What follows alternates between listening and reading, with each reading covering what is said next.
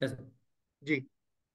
तो देखिए आज की अभी आपने एक पोल किया दीप जी कि मार्केट में क्या व्यू है, कितना रुझान लगता है। तो आपने एक्चुअली ऑप्शन सिर्फ 23,000 24,000 दिया, मुझे लगता है 18,000 या 19,000 देते तो शायद वो भी लोग दबा देते एक आध। ठीक है। तो बट नेवरदलेस 23,000 24,000 भी आएगा। कब आएगा किसी को नहीं पता, उम्मीद है जल्दी आए और पहले आए, इससे पहले कि हम 18,000 या 19,000 जाए। ठीक है। तो देखिए मार्केट में कभी भी हम जब भी बात करते हैं मार्केट की लेवल्स की, तो तीन चीजें सबसे इंपॉर्टेंट है कि क्या चीज मार्केट को ड्राइव करती है। सबसे पहले है सेंटिमेंट, फिर है फ्लोज, फिर है फंडामेंटल। इसमें फंडामेंटल सबसे बाद में नाम लिया, बट सबसे इंपॉर्टेंट वही है। ठीक है। जो कि मीडियम से लॉन्ग टर्म मार्केट की जो दिशा होती है उसको डिफाइन करता है। तो जैसे जैसे इंडिया की अर्निंग ग्रो करती रहेगी, वैसे वैसे ही हमारा मार्केट आगे बढ़ता जाएगा। कभी मार्केट में उठापटक होती है, कभी ऊपर रहता है, कभी नीचे रहता है। तो मार्केट जो नियर टर्म वैल्यूएशन है उसको बहुत परफेक्टली देखता है, और जो लॉन्ग टर्म है उसको मार्केट कैप्चर नहीं कर पाता उसमें वैल्यूएशन के अंदर। तो दैट इज वाई उठापटक उसके अंदर होती रहती है। उसके ऊपर भी मैं थोड़ी सी चर्चा करूंगा आगे आने वाले टाइम में। तो अगर हम सेंटिमेंट की बात करें, तो अभी जो सबसे बड़ा सेंटिमेंट है वो ये है कि इंडिया को दो चीजें सबसे ज्यादा चाहिए अपनी तरक्की के लिए। कैपिटल चाहिए और एनर्जी चाहिए। ठीक। कैपिटल के बारे में अगर हम बात करें तो सबसे बड़ा जो वर्ल्ड में कैपिटल फ्लो है वो अमेरिका से आता है या डेवलप्ड मार्केट से आता है। जो ये डिफाइन डिपेंड करता है कि वहां पे इंटरेस्ट रेट क्या है, उस इकोनॉमी का इंटरेस्ट रेट क्या है, और बाकी जगह पे आपको कैसी अपॉर्चुनिटीज मिल रही हैं उस इस पैसे समय को तो डिप्लॉय करने के लिए। शायद रोहित था शायद, और उसने शायद केवी को भेज दिया होगा।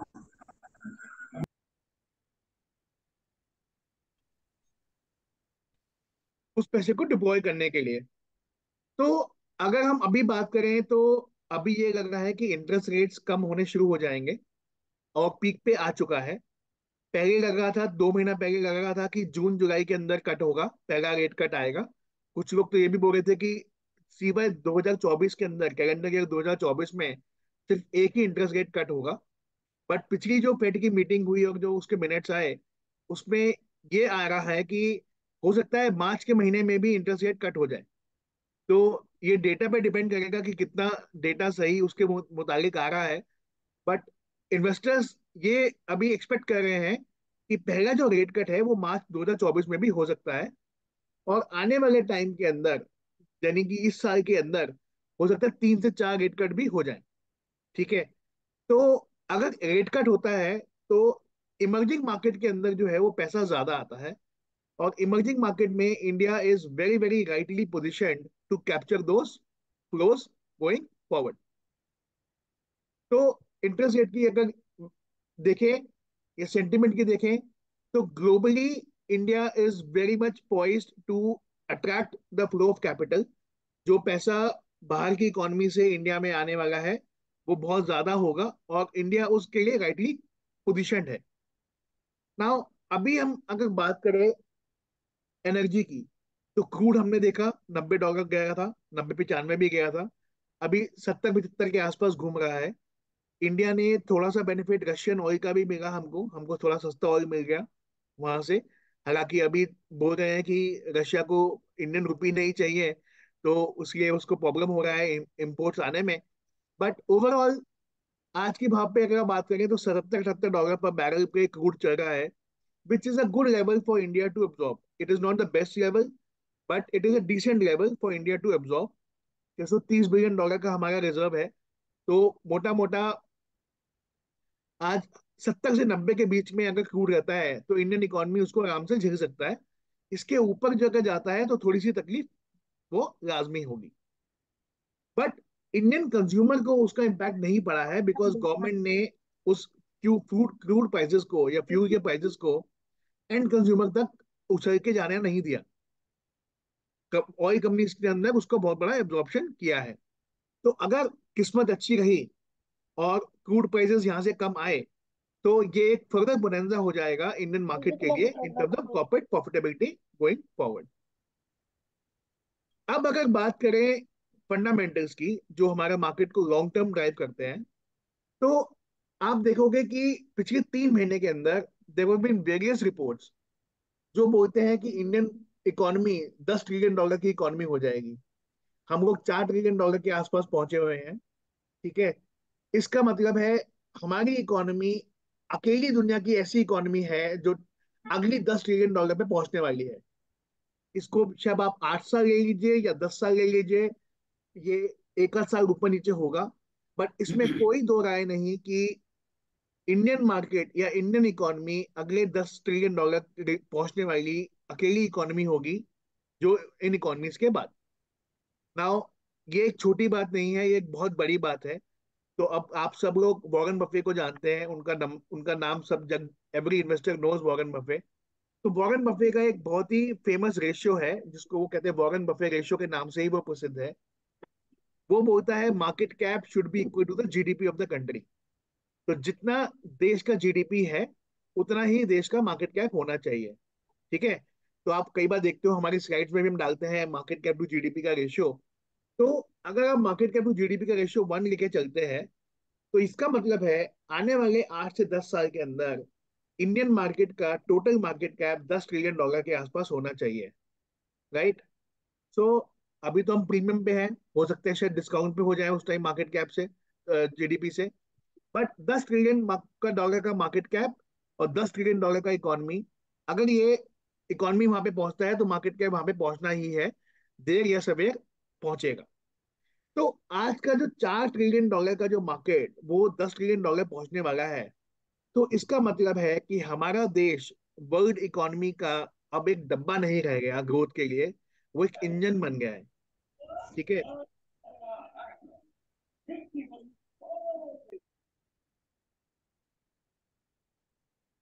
आपको ये स्लाइड दिख रही है दीप जी?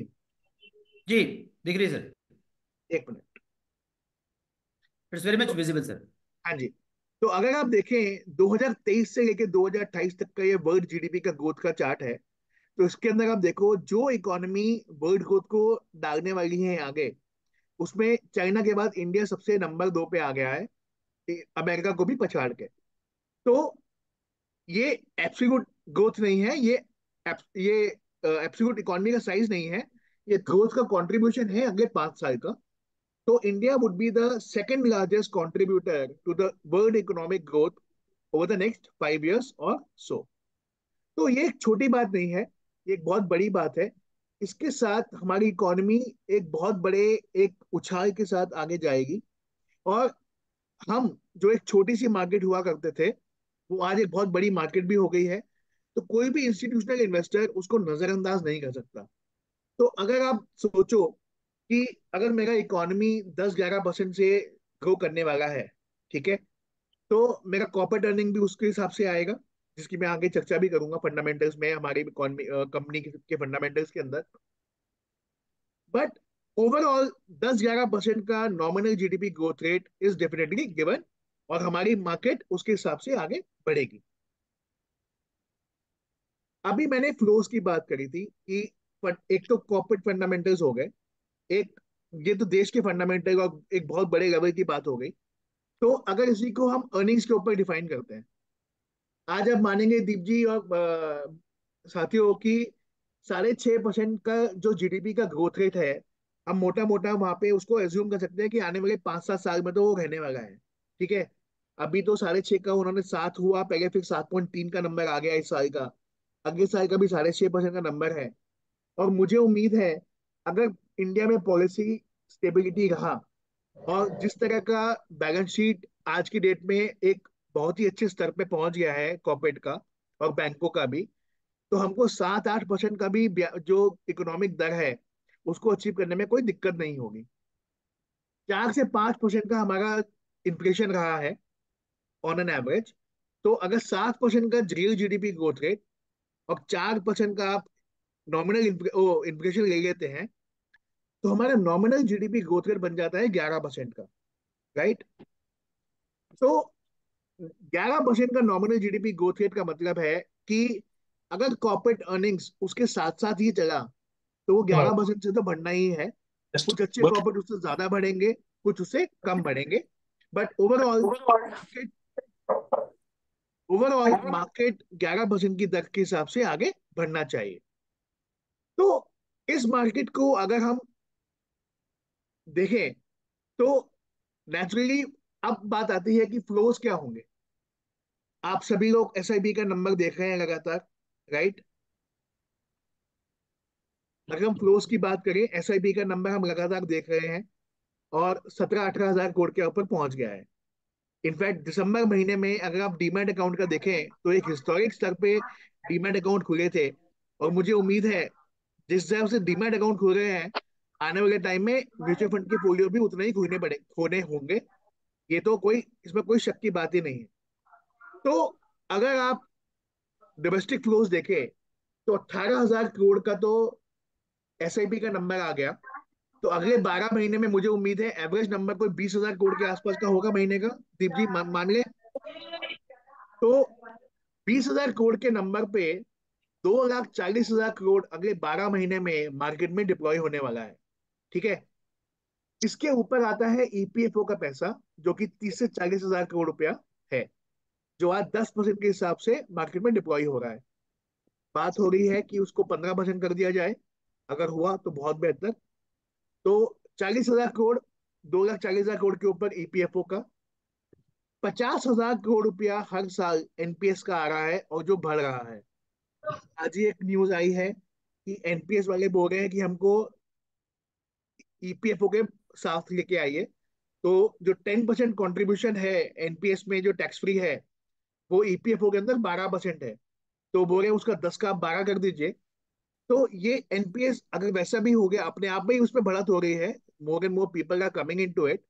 बट अगर ये 10 का 12 हो गया तो एक सीधा उछाल वहां पे भी आपको देखने को मिलेगा। तो 50 से 60 हजार करोड़ एनपीएस का पैसा अगले 12 महीने में इक्विटी मार्केट में आने वाला है। इसके अलावा इंश्योरेंस का पैसा, life insurance companies, general insurance companies, उनका जो ट्रेजरी का पैसा है वो भी मोटा मोटा 1 लाख करोड़ के आसपास है। तो 2,40,000 करोड़ का एसआईपी, 40 हजार करोड़ का ईपीएफओ का पैसा जो 2,80,000 करोड़, 60 हजार करोड़ एनपीएस का पैसा 3,40,000 करोड़, 1 लाख करोड़ लाइफ इंश्योरेंस का पैसा या इंश्योरेंस कंपनीज का पैसा 4,40,000 करोड़। ये तो सिर्फ डोमेस्टिक मनी है जो कि अवेलेबल है अगले 12 महीने में मार्केट में आने के लिए। इसके ऊपर म्यूचुअल फंड भी एक बहुत बड़े कैश के ऊपर बैठे हुए हैं। वो 5 से 5.5% का कैश लेवल्स है म्यूचुअल फंड के अंदर।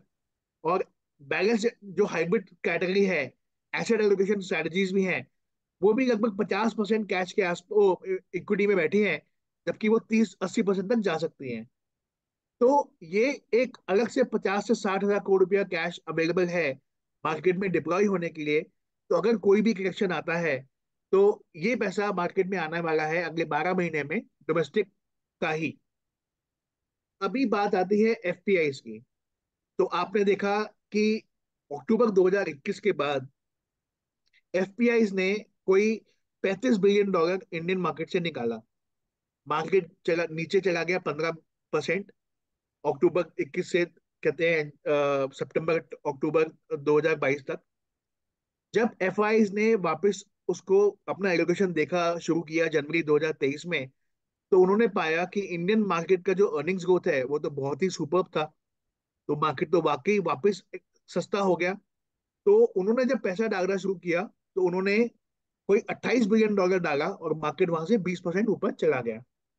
तो किसी ने उनको नहीं रोका कि आप पैसा मत लेके जाइए, किसी ने उनको नहीं रोका कि आप पैसा लेके आइए। आपका पैसा है, we want your money to be invested, but we don't want to stop any money going out also from the country. So FIIs को भी पता चल गया कि इंडिया ऐसा मार्केट है जहाँ पे पैसे को लाने और ले जाने में कोई प्रॉब्लम नहीं है। और $4 ट्रिलियन के मार्केट में आज एक ये बहुत ही सही लेवल है उनके लिए उस पैसे को डिप्लॉय करने का, जो आने वाले टाइम में पैसा बढ़ेगा।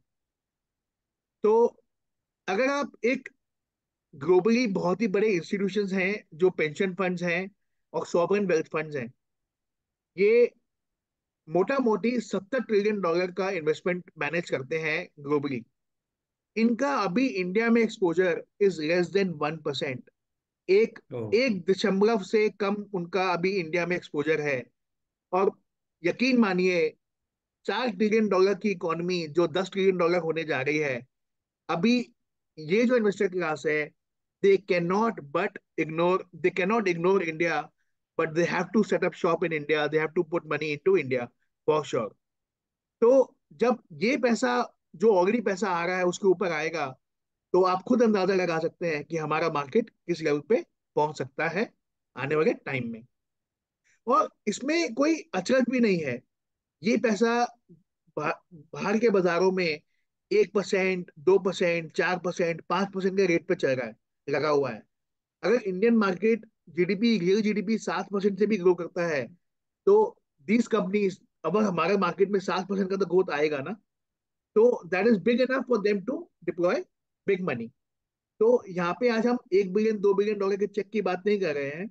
हम यहाँ पे $10 बिलियन के आने जाने में की बात कर रहे हैं, और जो कि हमारी मार्केट का राइट कैपेसिटी है आज के टाइम में एब्जॉर्ब करने के लिए। तो ये तो बात हुई क्लोज की। अब बात करते हैं फंडामेंटल्स की। सब लोग डरे हुए हैं कि बोलते हैं मार्केट एक्सपेंसिव है, राइट।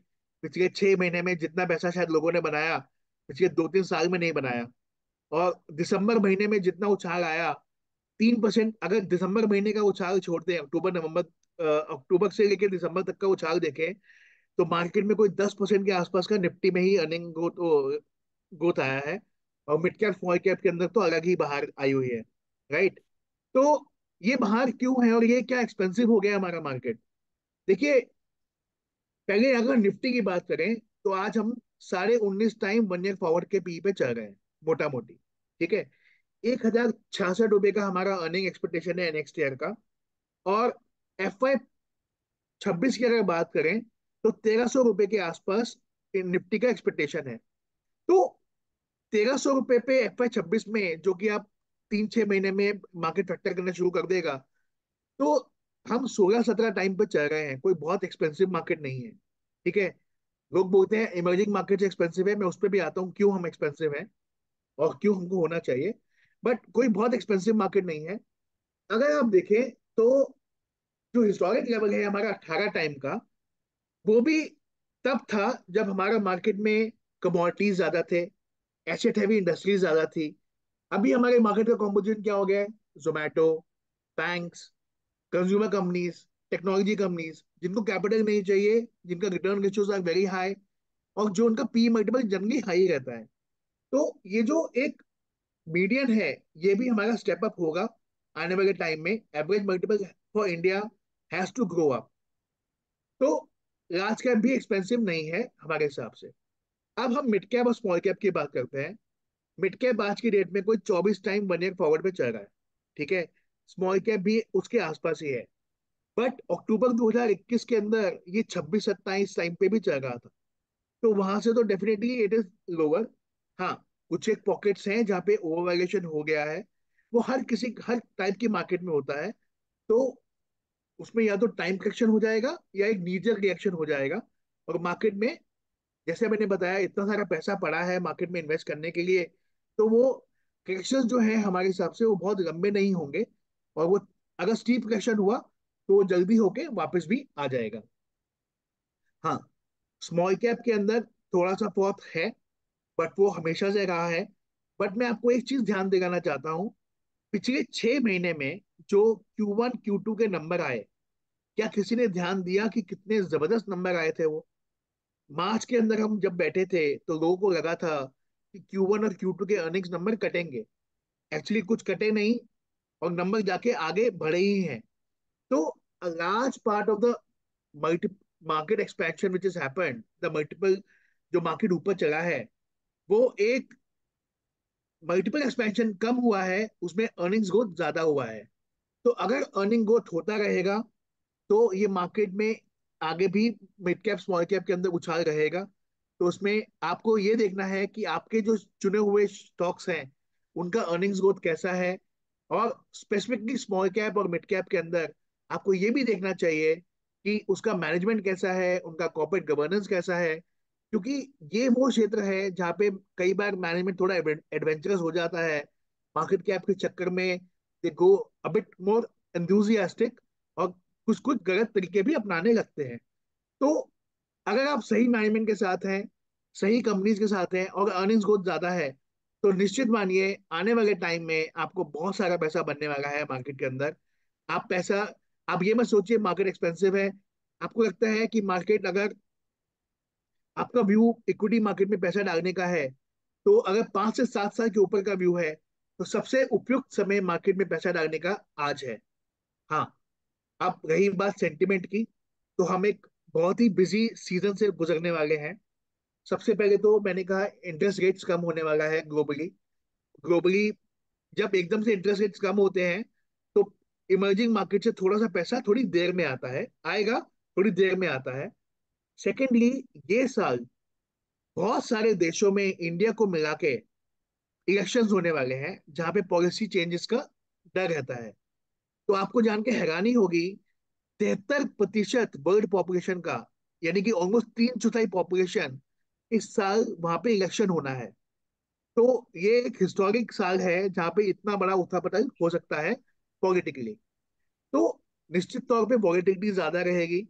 बट और इंडिया में भी हमने देखा है, मई मई में हमारे इलेक्शंस हैं, जनरल इलेक्शंस। तो अगर वहां पे कुछ भी उठापटक हुआ, मार्केट के अनुरूप नतीजे नहीं आए, तो एक वॉलेटिलिटी हो सकती है। बट मैं यहाँ पे ये कहूंगा कि पिछले 30 साल में मैंने देखा है कि कोई भी गवर्नमेंट आए, growth cannot be taken out of India. जो हमारा 6% का ग्रोथ रेट है, वो तो कोई खराब से खराब गवर्नमेंट भी आ जाए ना, तो भी उसमें 6% में कोई इशू नहीं है। तो एमबीए में बोलते हैं कि एमबीए में ना फेल होने के लिए मेहनत करनी पड़ती है। ठीक है। तो इंडिया का अगर ग्रोथ रेट 5% से कम आना है, तो उसके लिए किसी भी पॉलिटिकल पार्टी को मेहनत करनी पड़ेगी। और मुझे नहीं लगता कि सारी पॉलिटिकल पार्टीज ग्रोथ को नजरअंदाज कर सकती हैं। क्योंकि अगर आपको गरीबों को पैसा देना है, आपको आपका सोशल एजेंडा चलाना है, उसके लिए भी आपको सरप्लस चाहिए, उसके लिए भी आपको ग्रोथ चाहिए। तो इंडिया में आने वाले टाइम में हमारा फंडामेंटल्स अच्छे हैं, हमारी इकोनॉमी अच्छी है, हमारी पूरी जो पॉलिटिकल सिस्टम है, we are the largest democracy in the world. And come what में कोई भी सरकार आए, बीजेपी की आए, कांग्रेस की आए, या कोएलिशन गवर्नमेंट आए, ग्रोथ का जो एजेंडा है वो आगे बढ़ता रहेगा। कॉर्पोरेट्स को पता है उनको बिना पॉलिटिकल फेवर के कैसे काम करना है, हर पॉलिटिकल पार्टी के साथ वो काम करना जानते हैं। तो निश्चित तौर पे आने वाला जो दशक है इंडिया के लिए, एक मेरे हिसाब से तो बहुत ही स्वर्णिम दशक है, स्पेसिफिकली इन्वेस्टर्स के लिए, बहुत सारा पैसा कमाने का अपॉर्चुनिटी के साथ।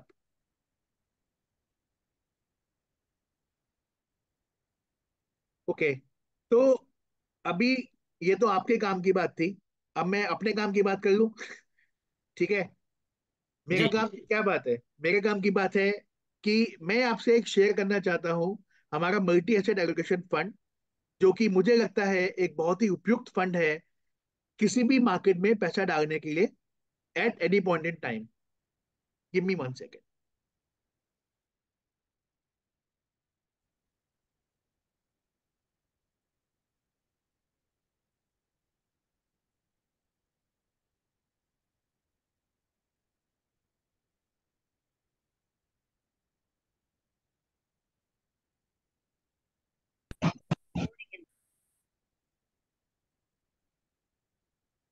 हेलो।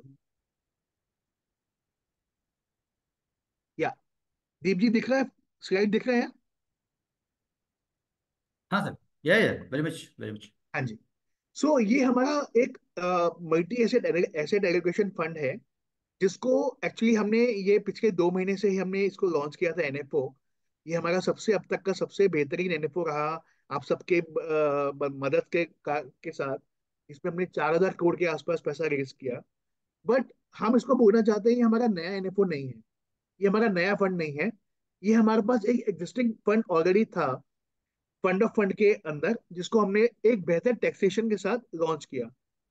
तो जो हमारा multi asset allocated fund of fund dynamic है, उसके अंदर पिछले 19 साल से हम उसको मैनेज कर रहे हैं, जो कि इक्विटी में 0 से 90% तक जा सकता है, डेट के अंदर भी 0 से 90% जा सकता है, गोल्ड में 5 से 15, और इंटरनेशनल इक्विटीज के अंदर 5 से 15 उसमें जाता है। बट पिछले बजट में उसमें इंडेक्सेशन बेनिफिट हट गए, तो हमने ये एक बेहतर टैक्स एफिशिएंसी के साथ उसको लॉन्च किया। तो इसका इसको हम बोलते हैं पावर ऑफ फोर। तो इसका मकसद क्या है? देखिए, आप कोई भी मल्टी एसेट एलोकेशन फंड लेते हैं तो उसमें मिनिमम आपको 3 एसेट क्लास रखनी पड़ती हैं, 10-10-10% के साथ। Minimum 10%, 3 asset classes. अब क्योंकि हमको इसमें इक्विटी टैक्सेशन चाहिए, तो यहाँ पे हमारा इक्विटी कम से कम 65% रहना चाहिए at all point in time. तो इक्विटी और इक्विटी रिलेटेड यानी कि आर्बिट्राज हमारा मिनिमम 65%, डेट हमारा मिनिमम 10%, कमोडिटीज हमारी 10%। तो ये तो हो गया 85%। बाकी 15% हम इक्विटी में डाल सकते हैं, डेट में डाल सकते हैं, कमोडिटी में डाल सकते हैं, और टैक्टिकल एलोकेशन अगर हमको खींचना है तो हम उसको ओवरसीज में भी डाल सकते हैं।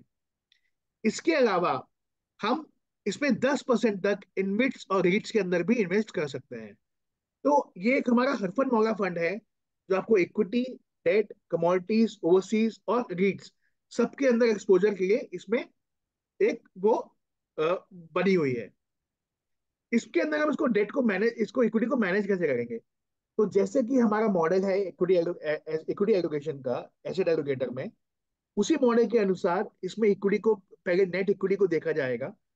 तो अगर मान लीजिए इक्विटी 50% आता है, तो उसमें मिनिमम 65% हमको इक्विटी चाहिए टैक्सेशन के लिए, तो वो 15% आर्बिट्राज के थ्रू आ जाएगा।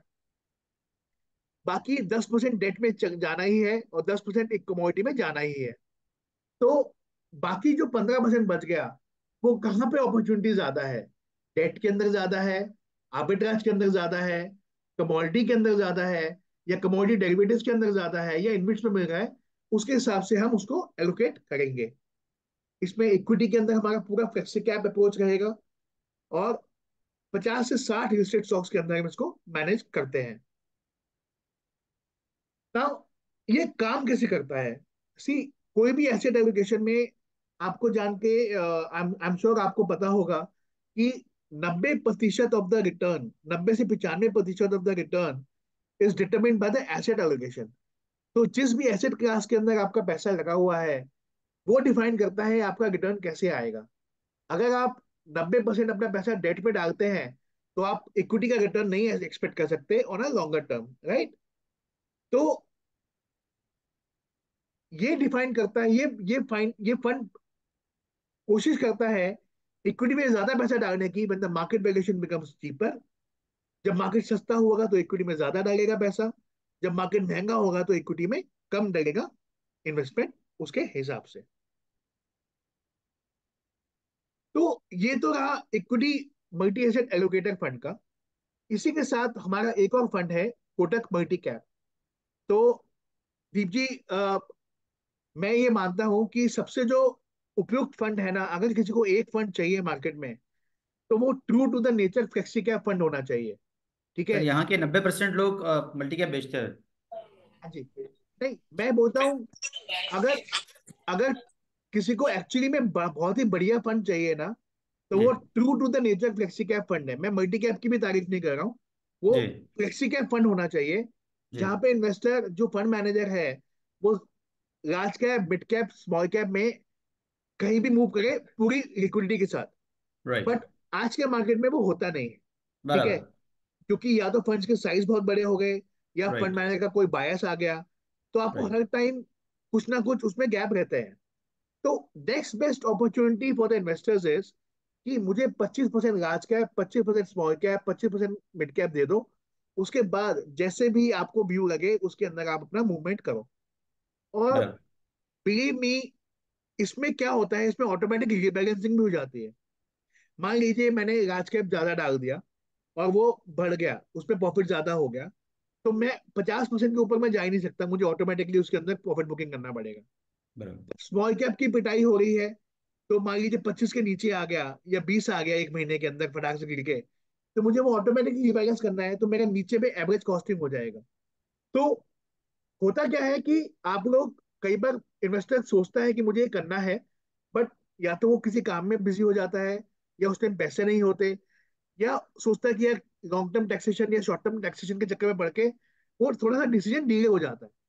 जबकि इन स्ट्रेटजीज के अंदर जो मल्टी कैप स्ट्रेटजीज हैं, वहां पे वो फंड मैनेजर वो कॉल ले सकता है, क्योंकि ये एक बाउंड्री सेट है, वहां पे उसको उतना बाउंड्री में रहना ही है। तो एक बहुत ही उपयुक्त तरीका है मार्केट में पैसा डालने का दान में। तो अगर आपको सिर्फ एक इक्विटी फंड चाहिए, मैं बोलूंगा आप मल्टी कैप में डालिए। अगर आपको एक हरफन मौला फंड चाहिए जहाँ पे आपको डेट भी चाहिए, इक्विटी भी चाहिए, आर्बिट्राज भी चाहिए, ओवरसीज भी चाहिए, तो मल्टी एसेट एलोकेशन फंड में डालिए। इसके साथ मैं अपना प्रेजेंटेशन अभी यहाँ पे बंद करता हूँ। आपका कोई भी सवाल मार्केट को लेके, किसी फंड को लेके, more than happy to address. Thank you sir. एक बहुत ही क्रिस्प, एकदम प्रिसाइज और स्पेसिफिक आपने मार्केट आउटलुक दिया है सारे पार्टनर्स को। नाउ मैं आप सबसे विनती करूंगा, गुजारिश करूंगा कि आपका क्वेश्चन जो है वो आप सर को पूछ सकते हो, सो दैट कि हम लोग Q&A चालू करें। Over to all of you.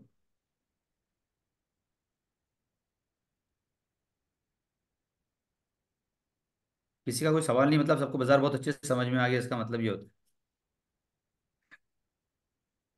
Sir, hi, good evening. है। Hi sir.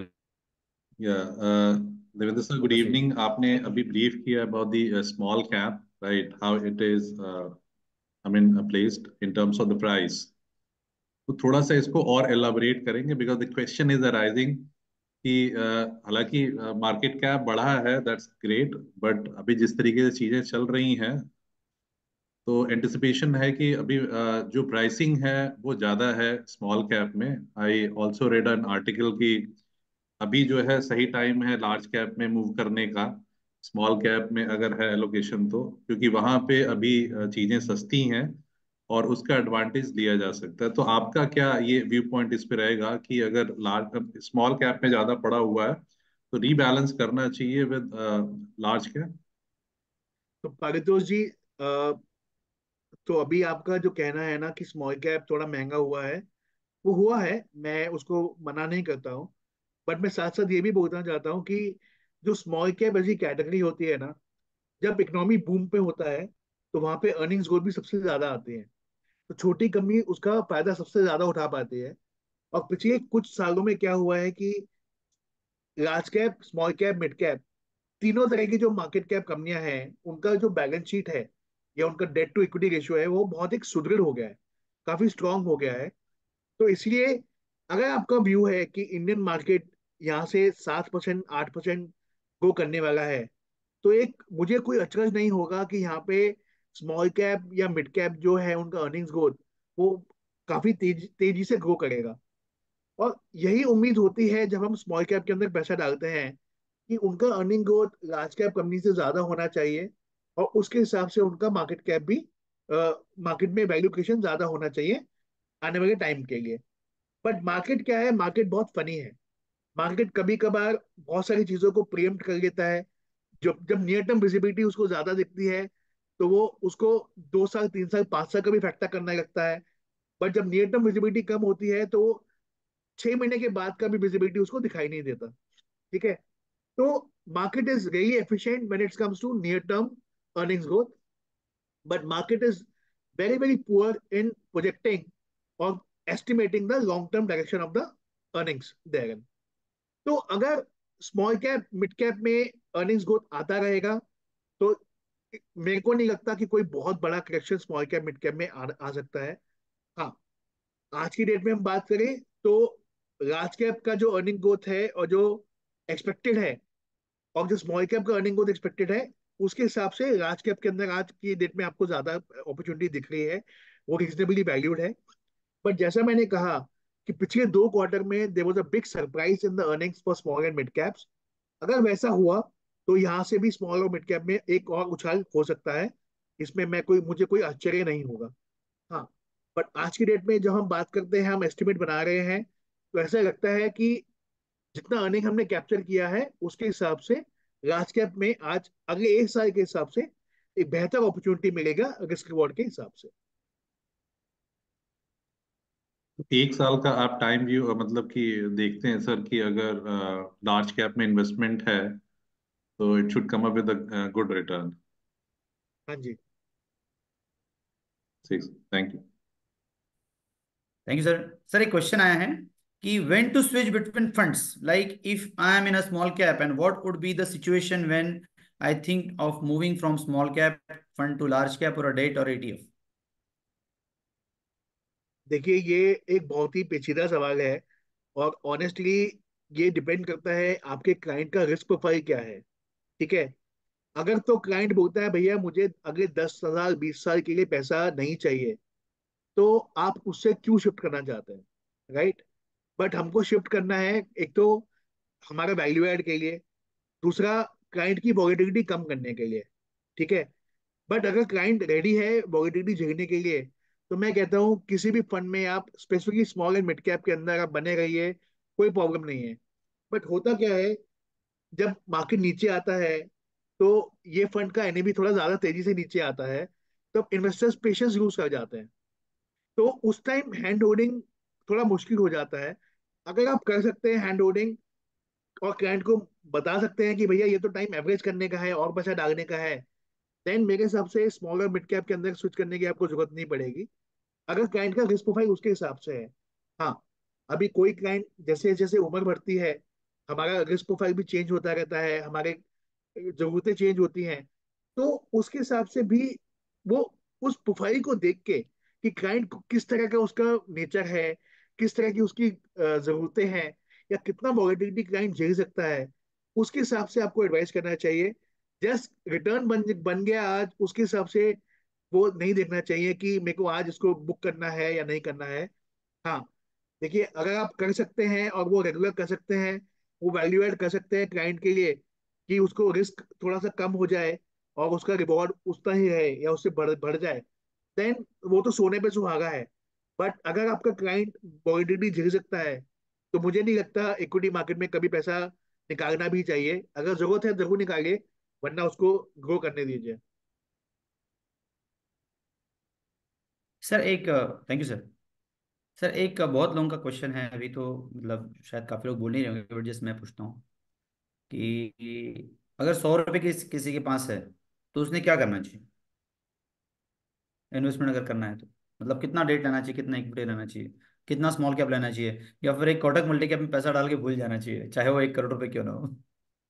नहीं दीप जी, मैं ऐसी एडवाइस नहीं करूंगा। ठीक है। क्योंकि ये जो सवाल है ना, ये बहुत ही, हर इन्वेस्टर के लिए ये अलग है। जी। मतलब जो आदमी आज नौकरी में शुरू हुआ है, ठीक है, हम्म, उसको अगर 30 साल के लिए पैसा डालना है, तो वो इक्विटी बराबर में ही डाल सकता है। ठीक है। बराबर। या इवन जो रिटायरी आदमी है, जिसके पास सरप्लस है, और वो अपना पैसा अपनी अगली जनरेशन को देना चाहता है, तो उसको डेट में डाल के क्या मतलब है। ठीक है। हम्म। तो बट ये हर किसी के ऊपर डिपेंड करता है कि वो किस स्टेज पे है, और कितना पैसा उसको चाहिए, और कितनी वॉलेटिलिटी वो देखना चाहता है। तो तो ये सवाल तो फाइनेंशियल एडवाइजर्स को अपने क्लाइंट के साथ मिल के बैठ के समझ के तभी करना पड़ेगा। मैं ये इतना जरूर कह सकता हूँ कि अगर आपके पास 5 से 7 साल के ऊपर का होराइजन है, और आप एक प्योर इक्विटी फंड चाहते हैं, तो आप बेझिझक पैसा आज डाल दीजिए।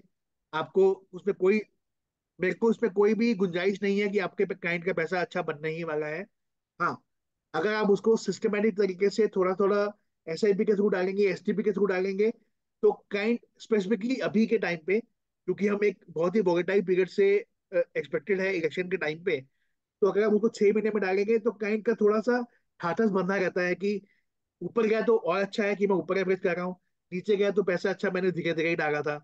तो वो क्लाइंट की, यू नो वो आपको क्लाइंट के हिसाब से डालना पड़ेगा। बट एक अगर हैप्पी फीलिंग, आइडिया ये है कि क्लाइंट लंबे समय तक मार्केट में बना रहे, तो उसके लिए जो करना है वो वैसा करना चाहिए, और उसकी प्रवृत्ति को जान के, उसके रिक्वायरमेंट को जान के ही आपको वो सलाह देनी पड़ेगी। बट अगर आपको एक फंड चाहिए लॉन्ग टर्म के लिए इक्विटी में मल्टी कैप, अगर हर फंड मौला सारे एसेट क्लास का चाहिए, तो मल्टी एसेट। सर एक और क्वेश्चन, और फिर मैं मेरे क्वेश्चंस को रोकता हूँ, बिकॉज ये हर एक के जबान पे है लेकिन कोई पूछ नहीं रहा होगा आपको। क्लाइंट आ रहा है आजकल ऑफिस में या फिर मिलने के लिए, तो बोलता है सर आप अपने को ना स्टॉक में इन्वेस्टमेंट करना है, तो म्यूचुअल फंड में थोड़ा कम मिलता है सर, वो क्या 12-15% मजा नहीं आता सर, स्टॉक तो 40-50% फटाफट दे देता है सर। तो हाँ जी।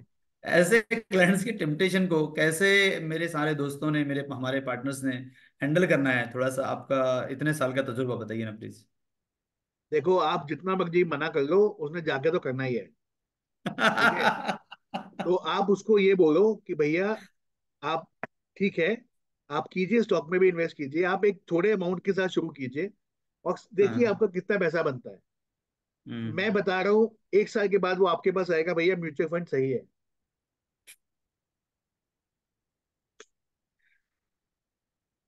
आप ये है। डिस्करेज करेंगे ना दीप जी, वो वो कहेगा नहीं ये तो खराब है, इन्वेस्टर एडवाइजर खराब है, लोगों का पैसा बन रहा है, मुझे मना कर रहा है। थोड़ा सा एडुकेशन उसको बोलिए, आप करके देखिए, आपको समझ में आएगा कि क्या होता है मार्केट में, किस तरह का उठापटक होती है। मेरा एडवाइजर को कुछ समझता नहीं है। हाँ जी थोड़ा सा हाथ जलाना जरूरी है सर, हाँ? सर, देख आपको हमको कोई पूछेगा नहीं वरना। सही बात है सर। देखिए मैं आपको सिंपल एक उदाहरण देता हूँ, ठीक है। 3 साल एनी मोर पहले, क्वेश्चंस? हाँ दीप सर। जी हाँ एक ठीक। सिंपल चीज बोलता हूँ। हाँ बिल्कुल बिल्कुल, प्लीज प्लीज प्लीज, सॉरी। 3 साल पहले अभी लोग बोलने लगे थे कि राज के फंड में अल्फा जनरेट नहीं होता, पैसिव में डाल दो, ईटीएफ में डाल दो, इंडेक्स फंड में हाँ। डाल दो, मिड कैप स्मॉल कैप खेलो, और राज कैप में पैसा जनरेट नहीं होता, अल्फा जनरेट नहीं होता। अभी पिछले साल का रिकॉर्ड उठा सॉरी। लीजिए, 70 से 80% राज कैप फंड ने अल्फा जनरेट किया है, 70 से 80 मिड कैप स्मॉल कैप ने अल्फा डाउन किया है। तो उल्टा हो गया ना। तो जब तक जगाएगा नहीं, जब तक समझ नहीं आएगा, आपके पास आएगा नहीं। सॉरी। सॉरी। तो मैं तो ये बोलता हूँ कि पैसिव और एक्टिव में भी, पैसिव में तो 100% गारंटी है कि आपका अंडर परफॉर्मेंस आना है इंडेक्स से। एक्टिव में तो फिर भी चांस है कि लंबे समय में अल्फा बन जाएगा। बराबर। स्मार्ट स्मार्ट अल्फा भी किया जा सकता है, स्मार्ट बीटा भी किया जा सकता है, कॉम्बिनेशन भी किया जा सकता है। तो certainly active fund is active fund. I sir, request any questions? हाँ गणेश सर बोला। हाँ, I am from Chhatrapati Sambhajinagar. Aurangabad, ये छत्रपति हाँ, संभाजी नगर, औरंगाबाद। यस, हाँ हाँ, शिवाजी महाराज की येस येस। जय। बोला सर। हिंदी मराठी, मराठी चालेल? सर हिंदी चालेल हिंदी, सर, कारण हिंदी सरांना सर। सर तिकडे मुंबईचे आहेत. हाँ ठीक. Okay okay. काही नाही सर, समजा आमचे काही क्लायंट आहे की त्यांना जसं मल्टी अग्रेसिव्ह फंडमध्ये टाकायचं, अग्रेसिव्ह मध्ये म्हणजे जास्त रिस्क घेणारे काही क्लायंट आहेत, तर त्यांना कुठल्या फंड सजेस्ट करणार आपण, ज्यांचं नेचर अग्रेसिव्ह आहे की नाही मला रिस्क घ्यायची फुल, तर अशा वेळेस कुठल्या फंडमध्ये टाकायला पाहिजे? ओके, देखिए अगर टाइम होराइजन ज्यादा है तो सबसे अग्रेसिव फंड है स्मॉल कैप फंड्स, उसके ओके बाद मिड कैप फंड, उसके बाद मल्टी कैप फंड। तो ओके. उसके हिसाब से आप सेफ्टी सर. उसको एडवाइस कर सकते हैं। बट तो स्मॉल कैप, उसके बाद मिड कैप, उसके बाद मल्टी कैप। 5 साल तक टाइम होरिजन है तो फिर स्मॉल कैप ठीक रहेगा? 5 साल. हाँ जी। Okay. Thank you sir. Sir मेरा क्वेश्चन है, जैसा दीप सर ने पूछा था क्वेश्चन, तो अगर एक पर्सन के पास एक्स अमाउंट है और लेट्स से उसका रिस्क प्रोफाइलिंग अगर हम करते हैं तो that is moderate, right? Moderate है। और टाइम होराइजन अगर हम डिफरेंट लेके चलते हैं, लाइक 2 साल, 3 साल या 4 साल, तो क्या फंड आप एक एक ही फंड में डालना है तो कौन सा फंड एक आप एडवाइस करेंगे? तो सर दो उसमें, साल 3 साल और 4 साल का सर टाइम होराइजन है।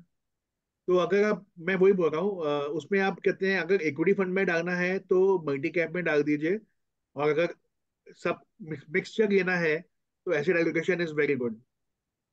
मल्टी एसेट एलोकेटर और balance advantage as a category is very good.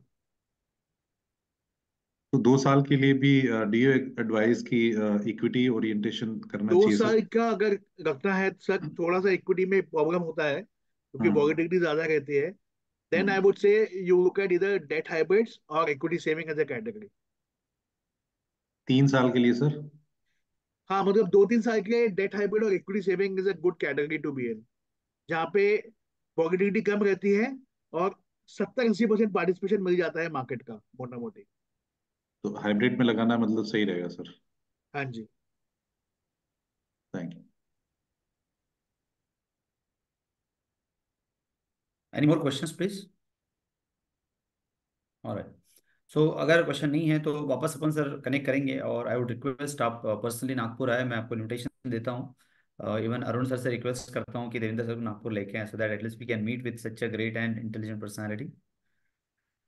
On behalf of each one of our partner of Imperial Money, I Thanks for sparing your time and sharing your such a amazing views on the market, sir. Thank you very much for giving your time and appointment also. Thank you. I know that your schedule was very busy. On the behalf of entire Imperial family, thank you very much. Thanks a lot, sir. Thank you. Thank you all. Have a nice weekend. Thank you. And thanks everyone for joining this wonderful evening with sir. Once again, हम लोग वापस next week मिलेंगे. Thank you. Thank you, sir. Thank you, sir. Yes, sir.